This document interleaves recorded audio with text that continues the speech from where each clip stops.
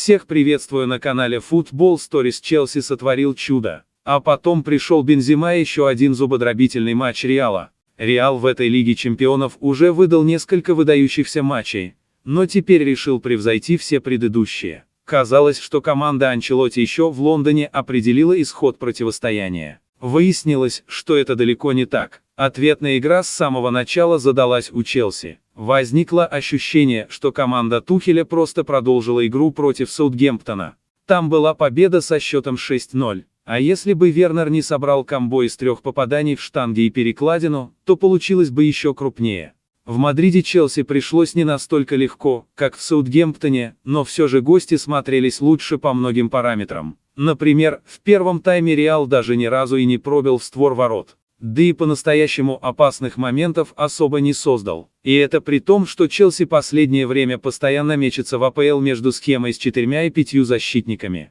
В этот раз нужно было отыгрываться и вероятно, поэтому Тухель впервые в этом сезоне выбрал схему лишь с 2 центральными защитниками. Это стало возможным потому, что Рис Джеймс наконец-то вернулся в основу. Ему было проще других справляться с самым скоростным игроком Реала Винисиусом, который играет ключевую роль в контратаках. Мадрид ЦФ после первого матча в Лондоне было принципиально важно для Челси. Первым забить в Мадриде. Так и произошло. Отличился тот, от кого и стоило ждать. Маунт, лучший бомбардир и ассистент Челси в АПЛ, а вот в чей его гол сейчас стал первый в этом сезоне. Все тот же Маунт поучаствовал и во втором мяче гостей, отдал голевую передачу, навесив с углового. Удар Рюдигера получился неберущимся. И вот тогда Реал задвигался. Кросс со штрафного даже в створ пробил для разнообразия. А вскоре еще Бензема попал в перекладину. Однако перед этим Челси забил почти чистый гол. Самый критикуемый футболист команды Маркос Алонсо зарядил в самую девятку.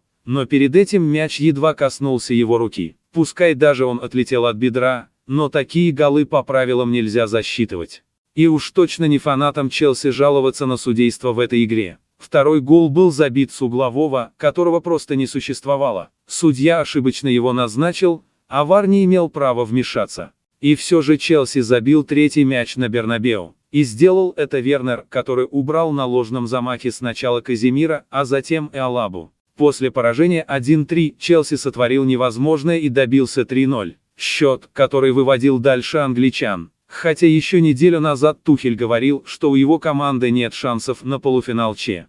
Однако в критической ситуации Реал не поплыл, а наоборот, сравнял счет по сумме 2 матчей. И сделал это Модрич, который внешней стороной стопы выдал гениальную передачу в штрафную. Родриго не составило труда забить из убойной позиции. Матч перешел в дополнительное время, где забил он, Бензема. Человек, который проводит монструозный сезон, уничтожил ПСЖ, а затем и Челси, которому забил 4 гола за неделю. На этот раз французу голевую передачу сделал Винисиус, который стал лучшим ассистентом этого сезона ЧЕ. У него 6 ассистов, как у Бруно Фернандеша и Лероя Сане, которые уже выбыли из турнира. В полуфинале Реал сыграет с победителем пары Атлетико, Манчестер Сити, которые играют спустя сутки. Всем спасибо за просмотр, ставьте лайки, пишите комментарии, подписывайтесь на канал.